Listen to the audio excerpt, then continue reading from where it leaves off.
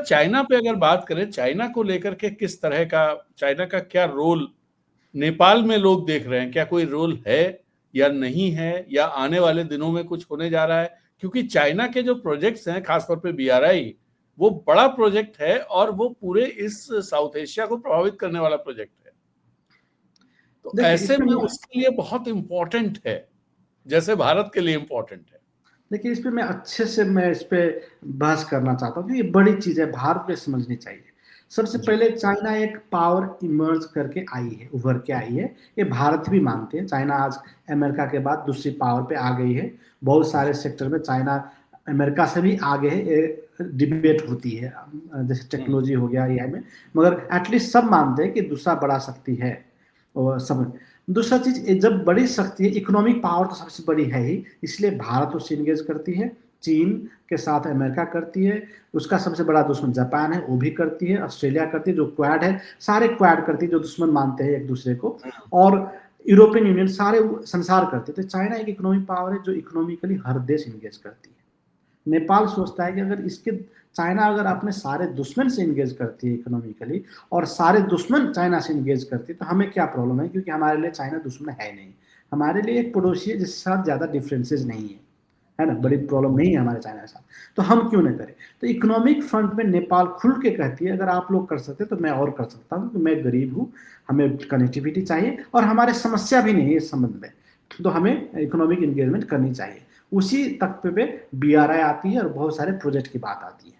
उसका geo political factor है, बहुत सारे प्रोजेक्ट में इकोनॉमिक गेन्स होती है, एक को मिलता है किसी को लॉस होता है। हो सकता है भारत खुश ना हो, किसी में अमेरिका खुश ना हो, भारत के प्रोजेक्ट में कभी चीन खुश हो, ये नॉर्मल है, जियो पोलिटिक्स का गेम है, तो वो होगा।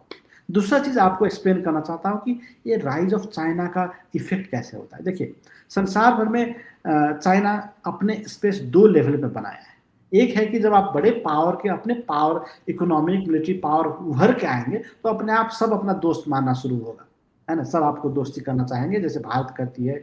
वो लैटिन अमेरिका बोलता है चाइना मेरा दोस्त है, हर कोई दोस्त बोल रहा है। वही 50 साल पहले जब गरीब था, कोई उसको दोस्त नहीं मानता था। तो एक पावर इमर्ज होने के बाद क्या होता है, आज अमेरिका हर की पड़ोसी है, हर देश की बोलता है मेरे पड़ोसी है अमेरिका, अमेरिका बोलता है मैं इस देश का पास में रहता हूँ। तो पावर, क्योंकि अमेरिकन पावर हर जगह है, तो ये होगा। दूसरा क्या है, अमेरिका ने चाइना ने अपना स्पेस कैसे बनाया, जब ट्रेडिशनल पार्टनर्स जो थे इस रीजन में ग्लोबली, उसने अपना स्पेस छोड़ना शुरू किया। दो तीन कारण से, एक क्या होता है, जैसे मान लीजिए अफ्रीका, अफ्रीका पूरा यूरोप को था, मगर क्या हुआ, यूरोप धीरे धीरे गरीब होता गया, अपना इन्फ्लुएंस कम किया, तो चाइना वहां पहुंच गया। तो क्या हुआ, अपने आप यूरोप ने वो जगह छोड़ दी, तो चाइना ने जाके कैप्चर किया इकोनॉमिक अपने, क्योंकि इकोनॉमिक नीड थी अफ्रीका के, वहां जाके उसने कैप्चर किया। कहीं कहीं ट्रेडिशनल पार्टनर जो थे उसने गलतियां की, एग्जाम्पल भारत है, नेपाल और भारत के संबंध बहुत अच्छे हैं, मगर ब्लॉकेड के टाइम में क्या हो, भारत ने एक गलती कर दी, उससे अपने आप चाइना का स्पेस मिल गया। तो क्या होता है, वो कभी भारत कभी अमेरिका ने कहीं गलतियां कर दी, कभी, तो जो भी ट्रेडिशनल पार्टनर थे जो पहले से वहां पे थे, वो कभी गलतियां कर दी, तो क्या हो गया, उसको वहां का शक्ति मिलके भगा दिया, तो चाइना वहां पे घुस गई।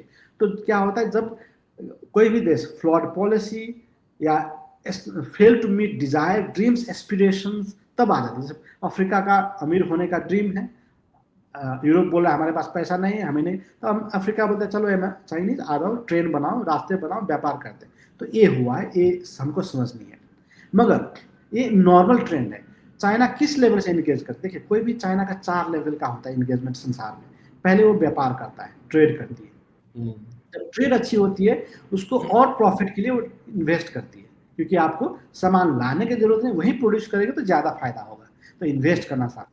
जब इन्वेस्टमेंट बढ़ा होता है तो उसको प्रोटेक्ट करना पड़ता है, तो साथ ये डिफेंस कोऑपरेशन हो, ताकि हमें वो सारे प्रोटेक्शन मिले जो हमारे एसेट का उस देश में हो, क्योंकि अपने देश में तो अपना इन्वेस्टमेंट प्रोटेक्ट कर सकती है, मगर वो आज भारत में प्रोटेक्ट इन्वेस्टमेंट कौन प्रोटेक्ट करेगा अगर कुछ हुआ तो अपना संसार में जब अपना इन्वेस्टमेंट बढ़ाती है, उसका प्रोटेक्शन के लिए अपना डिफेंस कोऑपरेशन करना चाहता है कि safe guard their own economic interest. वो भी हो गया, तब वो सोचता है अरे यहाँ का नेता ही हमारे हाथ में आ रहे तो फिर सोना ही सोना है। तो क्या करते हैं, पॉलिटिकल एडवाइस देना शुरू करते हैं, जैसे कंबोडिया, लाओस, वो पॉलिटिकल क्लास को ही कंट्रोल करना चाहती है, जो एक टाइप से कोलोनियलिज्म भी कह सकते हैं कि जब पॉलिटिक्स ही कंट्रोल हो तो क्या लगे उसमें, तो फिर 100% प्रॉफिट हो गया, उसे कॉलोनी की तरह है। तो वो 4 लेवल पे काम करती है।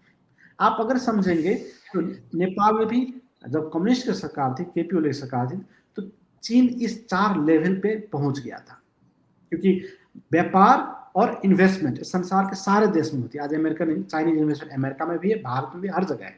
तो क्या है, ट्रेड और इन्वेस्टमेंट संसार के हर देश से हो रहा है, मगर बहुत सारे देश से चीन आज डिफेंस कोऑपरेट करना शुरू कर दिया है, नेपाल में करती है। पॉलिटिकल एडवाइस भी शुरू किया था, नेपाल में भी आज करती है। जैसे कोविड के टाइम में लोगों को कैसे कोविड कंट्रोल करना है, वो वर्चुअल ट्रेनिंग दे रहे थे नेपाल के नेता को।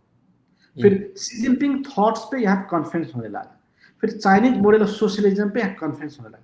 तो शी जिनपिंग जो है वो एक लेवल आगे बढ़ा है, क्योंकि पहले का जो सत्ता थी वो नॉन इंटरवेंस पॉलिसी नेपाल में रखती थी। वो बोलते थे हमें व्यापार करना है, उसके बाद वो कोई भी शासन हो, हमें उससे मतलब नहीं, हम जो भी होगा उसे ट्रेड करेंगे, हमारा काम हो गया, बात खत्म। मगर अब जो शी जिनपिंग है उसका थोड़ा नया डिजायर बढ़ रहा है। वो अपना चाइनीज इन्फ्लुएंस बढ़ाना चाहती है, कम्युनिस्ट का इन्फ्लुएंस बढ़ाना चाहती है, अपना चाइनीज कल्चर का सारी चीज बढ़ा रही है अपना। तो उस लेवल पे अभी शी जिनपिंग आए, जो डेमोक्रेसी के लिए थ्रेट हम लोग देखते हैं। तो अभी का जो मॉडर्न चाइना है वो थ्रेट है भारत के लिए, क्योंकि वो पहले जैसा इन्वेस्टमेंट और ट्रेड पे टिका हुआ नहीं है, वो डिफेंस कोऑपरेशन, पॉलिटिकल एडवाइस की तरह जा रही है। वो बहुत बड़ा थ्रेट है भारत के लिए, मगर अभी बहुत ज्यादा स्पीड से नहीं है, धीरे धीरे बढ़ रहा है। और इसका एक रीजन क्यों है, क्यों शी जिनपिंग ऐसा कर रहा है, उसका 2 बड़ा थ्रेट है। वो इंटरनली अपने आप को स्ट्रेंथन कर लिया है, मगर उसका राइज होने से उसके 2 बड़ा थ्रेट है, ताइवान और तिब्बत। तिब्बत तो उसके कंट्रोल में है, मगर उसको डर लग रहा है कि उसमें इंटरनेशनल कम्युनिटी वेस्ट ज़्यादातर मिलके कहीं उसमें कुछ समस्या ना कर दे। और उसका एक और डिजायर है कि ताइवान हमारे पास आ जाए। तो दोनों, एक उसका अपना नया सपना और एक जो पास है, वो दोनों पे रिस्क है। तो इस माहौल से वो अपना मतलब दलाई लामा और ताइवान, दलाई लामा कहिए आप, तिब्बत तो उनके पास है जी। है, दलाई लामा और ताइवान, सही बोल रहे हैं। ये 2 बड़ी समस्या है आज के दिन में। तो इसीलिए देखेंगे कि शी जिनपिंग जो पहला राष्ट्रपति है चाइनीज के, अभी पीआरसी कम्युनिस्ट चाइना में के इतिहास में पहला राष्ट्रपति है जो पूरे दक्षिण एशिया घुमा हुआ है। वो गया है, भारत बहुत बार गया है, नेपाल आया है, पाकिस्तान आया है, बांग्लादेश आया है, श्रीलंका गया है, मालदीव गया है, भूटान नहीं गया है। भूटान क्यों नहीं गया है, क्योंकि भूटान के साथ डिप्लोमेटिक टाइज ही नहीं है। जब डिप्लोमेटिक टाइज नहीं तो राष्ट्रपति जा ही नहीं सकता। मगर दरअसल आपको मालूम भूटान की डिप्लोमेटिक टाइज जो है वो इंडिया मैनेज करता है, करती है, प्लस उसका ऑफिशियल डिप्लोमेटिक टाइज नहीं है।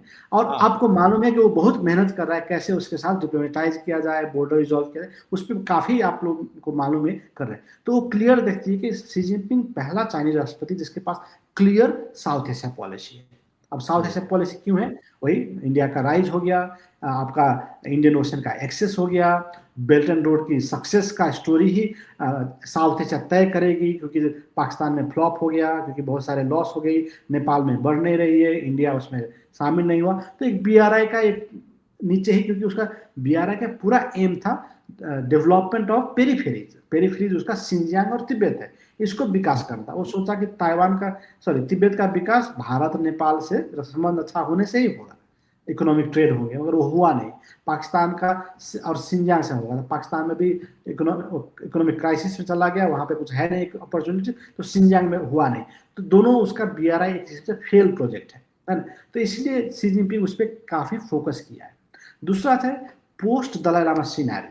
जैसे आपको मालूम है दलाई लामा जी 90 ईयर्स हो गए, अब क्या होगा, एक अब सारे वो चीज शुरू हो गया है कि नेक्स्ट दलाई लामा क्या होगा।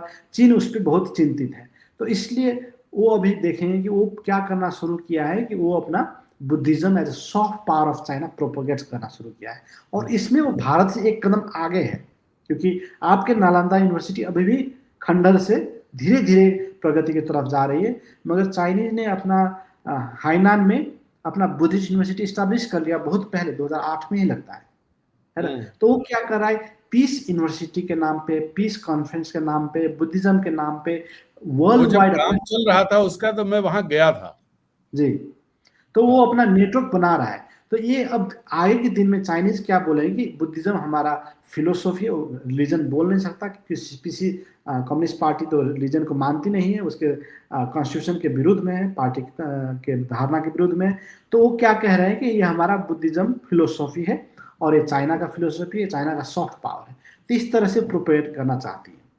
इसमें पूरा एक जोड़ा गया है तिब्बत का एंगल, जो मैं करके मैं अंत करूंगा। उसमें क्या है कि जो शी जिनपिंग का बाल्यकाल, वो जन्म उसका हुआ है सियान में।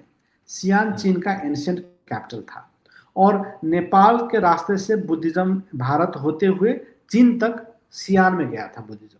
तो मुझे लगता है कि शी जिनपिंग का बाल्यकाल, ये फिलोसॉफी, बुद्धिज्म का, ये सब का कुछ इंप्रेशन रहा होगा, क्योंकि ये होती है, कल्चर का बहुत ज़्यादा स्ट्रॉन्ग इंप्रेशन रहता है। आप हिंदू वेद पढ़ेंगे तो आपका वही चीज़ का इंप्रेशन आएगा, तो वो मुझे लगता है उसके पास है। दूसरा चीज़, इसके इसके आधार क्या है कि शी जिनपिंग का पिताजी तिब्बत में पार्टी हेड बन के काम किया था, और जब उन्होंने वहाँ थे तो उनके पिताजी ने 11,000 शब्द का लेटर लिखा चेयरमैन माओ को, कि माओ, चेयरमैन, आप ये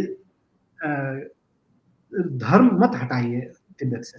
अगर आप धर्म हटाएंगे तो आप तिब्बत को या तो तोड़ देंगे या तो पूरे खो देंगे, क्योंकि धर्म एक बहुत मजबूत यूनाइट करने वाला टूल होता है आज के दिन में। तो वो कहने पर चेयरमैन ने उसको पनिश किया कि तुम पार्टी के विधान के विरुद्ध में धर्म को प्रोपेगेट कर रहे हो। मगर मुझे लगता है शी जिनपिंग इसको अपने पिता की जी की तरह उसका समझ है कि धर्म कैसे एक यूनाइट कर सकता है। आप देख ही रहे हैं भारत में क्या हो रहा है, धर्म से कहाँ से कहाँ पहुंच गई, बीजेपी की राइज हुआ, और भी देश में हो रहा है, हमसे इस्लामिक वॉर है, कहीं भी एक बहुत सारा पावरफुल टूल होता है यूनाइट करने के लिए। तो मुझे लगता है इस चीज को समझती है।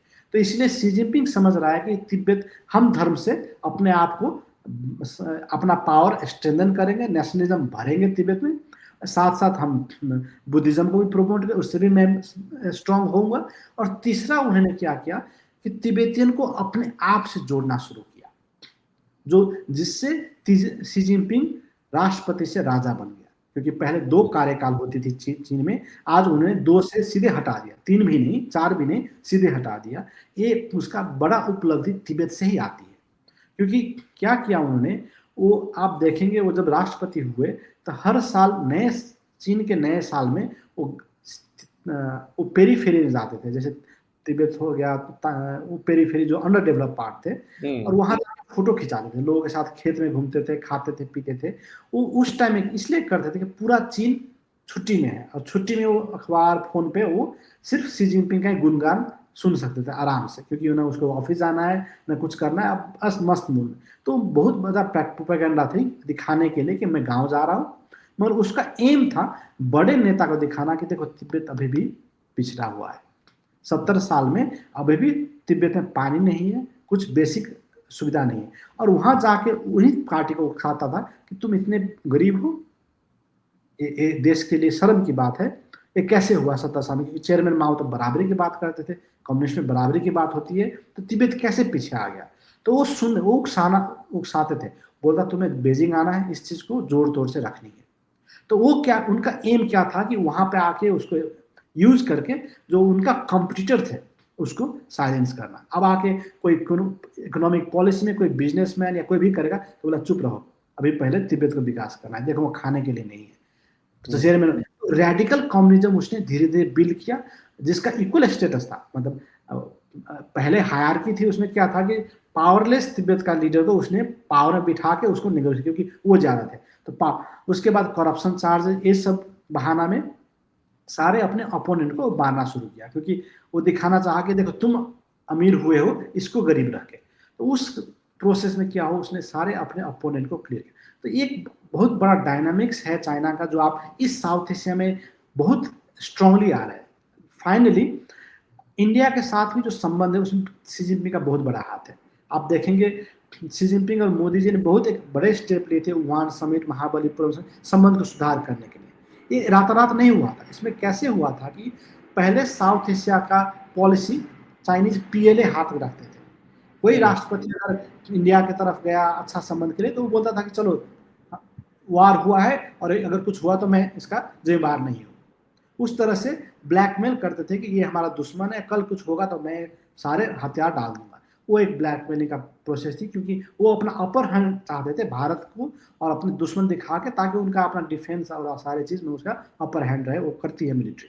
तो वो कर शी जिनपिंग ने पहली बार बोला कि नहीं, लेकिन जो मैंने महसूस किया, मैं जब आज से 20 साल पहले करीब काफी एक्सटेंसिवली ट्रेवल किया चाइना में, लोगों से बात की, तो वहां पर इंडिया को लेकर के कोई इस तरह की फील, जो हम लोगों की फीलिंग रहती है कि चीन हमारा दुश्मन है और हमसे लड़ाई लड़ी, हम हार गए, वो हार वाली भी फीलिंग हम लोगों में रहती है, वो फीलिंग वहां नहीं दिखाई दी। ये बिल्कुल सही है, क्योंकि आप लोगों की बात कर रहे हैं, मैं हाँ सत्ता की बात कर रहा हूँ। मैं क्या जी। कह रहा हूँ कि जो वहाँ का पीएलए है, वही है जो साउथ एशिया में थोड़ा इन्फ्लुएंस और इंटरेस्ट रखते हैं। नहीं तो बीजिंग को भारत कहाँ है, नेपाल कहाँ है, बहुत को तो नेपाल ही नहीं मालूम। अगर नेपाल बोलेंगे तो बोले क्या देश है, मालूम नहीं। उसको हिंदू कहना पड़ेगा, इसका मतलब इंडिया कहना पड़ेगा। नहीं, तो दरअसल हम लोग बचपन में, जैसे मैंने आपको बताया था, धनगढ़ी के पास का रहने वाला हूं मैं, तो हमें लगता ही नहीं था दूसरा देश है। जी, तो वही चीन और में है। उस समय, मैं 80s की बात बता रहा हूँ, उस समय मेड इन चाइना सामान सारा हम लोग नेपाल से खरीदते थे, पेन, नेल कटर, बहुत सारे सामान, कपड़े, वो भी आते थे वहां से और जी, लाते थे हम लोग। तो ये वेरिएशन अभी नहीं, तो इसलिए तो चीन में पीएलए उसका फायदा उठा रहा था। दूसरा चीज उसमें पीएलए का ये भी था, उस चीन का जो पीएलए, उसका बहुत बड़ा इन्फ्लुएंस पाकिस्तान की तरफ से होती थी, क्योंकि वो एक दुश्मन से, एक दुश्मन का दोस्त टाइप से वो पाकिस्तान उसमें खेल पाते थे कि उसको एंटी इंडिया बनाए रखे। तो शी जिनपिंग पहला राष्ट्रपति था जिन्होंने बोला पीएलए को तुम थोड़ा शांत रहो, मुझे कुछ करने दो, और उन्होंने संबंध को आगे बढ़ाया। फिर नहीं कुछ हुआ तो फिर पीएलए को बोला चलो छोड़ दो, तुम ही लोग करो, और सारी चीज हुआ जो आपके सामने में है। तो मुझे लगता है इस न्यू डायनामिक जो साउथ एशिया फिर उभर के आई है, ये बहुत बड़ा चीज उभरने वाला है, और बहुत अलग डिबेट हम कर सकते हैं। आज तो नेपाल है, तो मुझे लगता है इस पे हम एक अच्छे से डिबेट हाँ, होनी इस पर चाहिए। अलग से बात कर सकते हैं, लेकिन नेपाल के कंटेक्स्ट में और साउथ एशिया के कंटेक्स्ट में चाइना का जो रोल देख पा रहे हैं, वो क्या वो इस मुझे समय लगता है क्या दिख कि रहा है? कहीं भी मुझे लगता है चीन और भारत की तुलना नहीं किया जा सकती, क्योंकि मान के चलिए मुझे मेरे 3 साइड से, मुझे पीछे दीवार है और आगे 3 साइड से खुला हुआ है, ओपन बॉर्डर है इंडिया का, मेरा कल्चर सेम है, पैसा चलती है, फोन क्रॉस कर सकते हैं, क्रॉस बॉर्डर मैरिजेज है। नेपाल के कितना ब्यूरोक्रेट्स और कितना मंत्री ने भारत से पढ़े हुए हैं। आपसे समस्या हुई, मुझे आपसे मिलना है, न मुझे एम्बेसी रोक पाएगी, न मुझे कोई रोक पाएगा, मैं हाँ अभी के अभी निकल जाऊंगा। तो एक ये संबंध है जो एक देश जैसा है। तो आप इसको ऐसे मानिए कि आप बोल रहे हैं कि दिल्ली का संबंध बिहार से कैसा है और दिल्ली का संबंध चीन से कैसा है। अगर आप एक जैसा देश मानती है तो आपको दिल्ली और बिहार का संबंध जैसा हुआ, एक देश जैसा हुआ। और आप बोल रहे हैं कि भारत के चीन का संबंध, दिल्ली का चीन के संबंध कितना दूर हुआ। तो वही मान के चलते हैं, क्योंकि हमारे पास पीछे तिब्बतन प्लेट्यू है, पहाड़ है, भाषा अलग है, खाना अलग है, उनका सिस्टम अलग है, सब कुछ अलग है। मतलब अगर आप चीन गए होंगे तो आपको लगेगा मैं कहीं और प्लैनेट में आ गया हूँ, जबकि मैं यहाँ से 3,000 दूर अमेरिका जाता हूँ तो मुझे नहीं लगता मैं कहाँ खो गया हूँ, क्योंकि भाषा समझ में आता है, मैं सब कुछ खा पाता हूँ, दोस्त से बात कर सकता हूँ। बस चीन में आप नहीं कर पाएंगे, तो आपको लगेगा भाई मैं कहाँ आ गया, किसी और दुनिया में तो नहीं आ गया जहाँ पे हमारे जैसा शक्ल के है, मुझे कुछ समझ में नहीं आता। तो बहुत ज्यादा वेरिएशन जो आप कंपेयर ही नहीं कर सकते। तो मुझे हमेशा बोलता है चीन का और भारत का नेपाल में कंपेयर करना ही लगता है कि जैसे आप क्या कंपेयर कर रहे हैं, कि जैसे संतरे अच्छा है कि अब मिट्टी अच्छा है, मतलब कोई कंपेयर ही नहीं हो सकता इस चीज को। हाँ हाँ।